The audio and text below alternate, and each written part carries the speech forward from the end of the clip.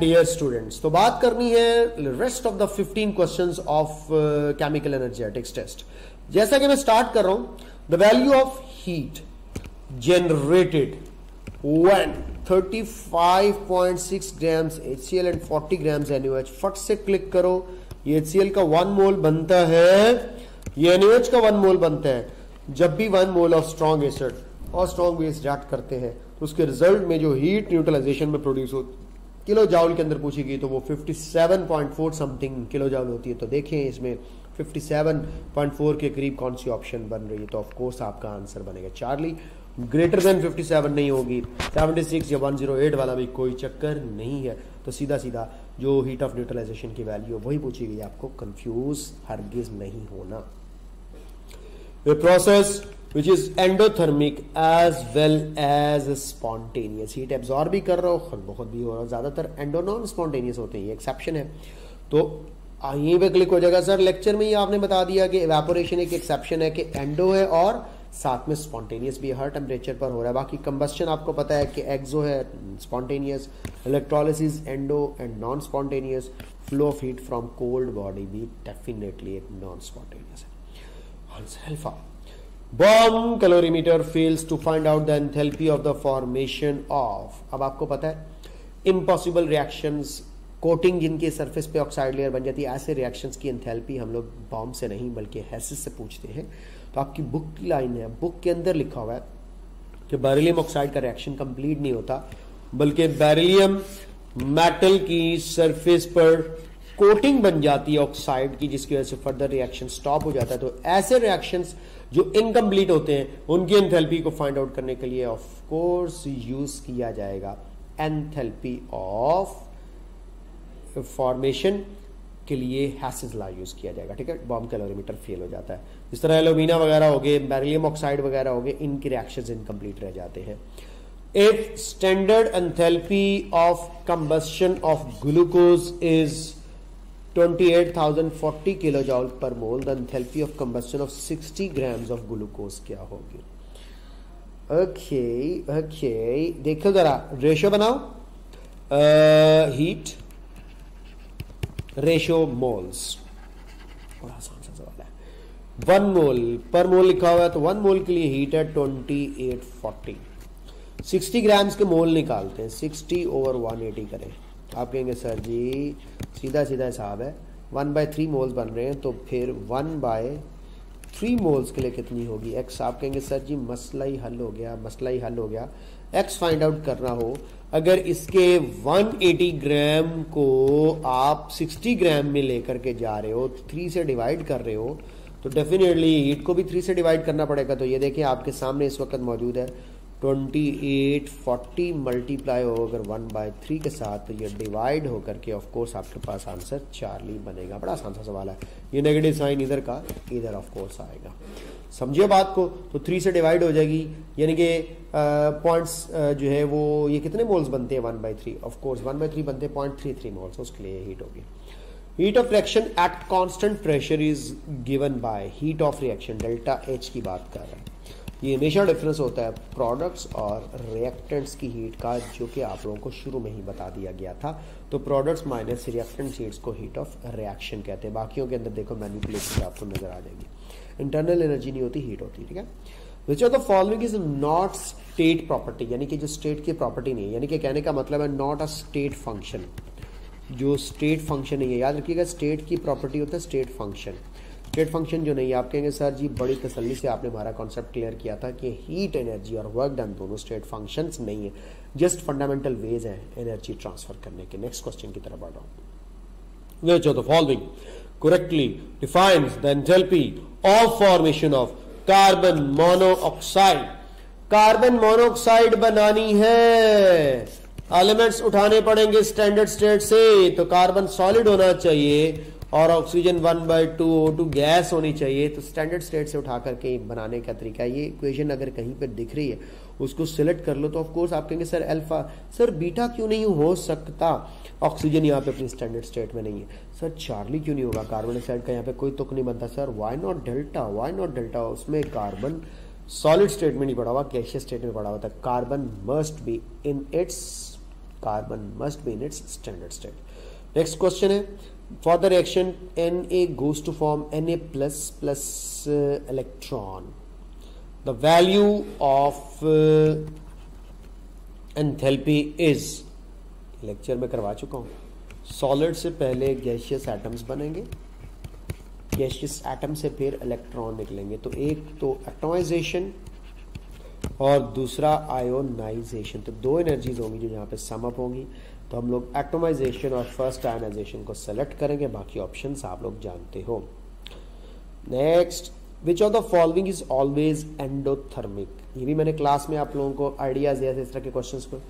Hydration of gaseous cations, बेटा ये एक्सो होती है, याद रखिएगा नेगेटिव साइन के साथ। सब्लिमेशन ऑफ सॉलिड, ये पॉजिटिव एंडो हमेशा होगी, ऑफ कोर्स इस ऑप्शन की तरफ जा सकते हैं। Dissociation of diatomic molecule into atoms both B and C, थोड़ा सा सब्र करना पड़ता है, जल्दबाजी का मुजाहरा नहीं करना पड़ता। दोनों बी और सी जो है वो हमारे पास मौजूद है। जिस तरह आप लोग H2 मॉलिक्यूल को तोड़कर उसके गैसियस एटम्स बनाते हो, ये भी पॉजिटिव साइन के साथ होगा। सॉलिड को गैस में कन्वर्ट करते हो तो ये भी पॉजिटिव साइन के साथ होगा, तो आंसर बनेगा delta. Copper sulphate plus zinc sulphate plus, what is the type of this reaction. अब इस तरह के रिएक्शंस की टाइप्स ऑफ कोर्स हमें ये यूं समझ लो जनरल क्वेश्चन है जो किसी भी यूनिट के अंदर इंक्लूड किया जा सकता है। लास्ट 2-3 यूनिट्स की बात करूं तो one metal is replacing the other, spontaneous और नॉन स्पॉन्टेनियस के सेंस में मैंने इसको दिया कि जिंक जो है वो कॉपर को रिप्लेस कर दी। जिन्होंने इलेक्ट्रोकेमिस्ट्री के लेक्चर्स ले लिए होंगे उनके लिए तो ये क्वेश्चन बिल्कुल डिफिकल्ट नहीं होगा। अब एक तो ये सिंगल डिस्प्लेसमेंट रिएक्शन है और ऊपर से ये स्पॉन्टेनियस भी है, क्योंकि ऊपर वाली मेटल नीचे वाली मेटल को बआसानी रिप्लेस कर सकती है। तो सिंगल डिस्प्लेसमेंट जल्दबाजी से फैसला करने की बजाय बोथ ए एंड सी करना, स्पॉन्टेनियस तो है, ऊपर वाली मेटल नीचे वाली को रिप्लेस कर रही है, साथ में सिंगल डिस्प्लेसमेंट भी होगा कि एक रेडिकल दूसरे रेडिकल को रिप्लेस कर रहा है। Answer is delta. Which of the following equation correctly explain the enthalpy of the formation of methane? गलती नहीं करनी, अब क्वाइट इजिली इस तरह के क्वेश्चन से निपटना है तुम लोगों ने। फॉरन पहुंचो, आप लोगों के पास डायमंड जो है वो आपको पता है कि हार्ड होता है, कंबस्टिबल नहीं होता, तो ग्रेफाइट को सिलेक्ट करोगे तो कार्बन ग्रेफाइट और साथ में हाइड्रोजन अपनी स्टैंडर्ड स्टेट में होना चाहिए। तो ऐसी सिचुएशन मुझे कहाँ नजर आ रही है, यहाँ पे गलती इसलिए है कि मीथेन लिक्विड स्टेट में नहीं होता, गैसियस स्टेट में होता, तो इसका मतलब है अल्फा ऑप्शन सबसे सूटेबल बन रही है। चार्ली में गलती, डायमंड है और डायमंड इतनी जल्दी जो है वो नहीं रिएक्ट करता, ग्रेफाइट का फिर भी रिएक्शन हो जाता है, आपको पता ही है। तो इसमें मिस्टेक क्या है कि हाइड्रोजन अपनी स्टैंडर्ड स्टेट में नहीं है, इसकी मिस्टेक डायमंड है, इसकी मिस्टेक मीथेन का लिक्विड स्टेट में होना, तो इसका मतलब विदाउट मिस्टेक अल्फा ऑप्शन ही बन रही है, करेक्ट ऑप्शन भी अल्फा होगी। For an endothermic reaction, minimum value of activation energy is,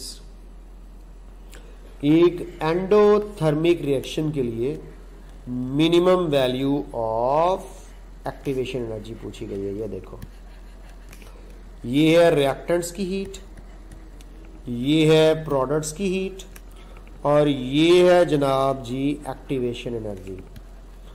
अब यहाँ पे हीट ऑफ रिएक्शन किधर है उसके ऊपर भी आपको हाईलाइट करके बता दूं। ये देखो, प्रोडक्ट्स और रिएक्टेंट्स की हीट का ये जो डिफरेंस है, ये प्रोडक्ट्स और रिएक्टेंट्स की हीट का ये जो डिफरेंस है, ये हीट ऑफ रिएक्शन कहलाता है।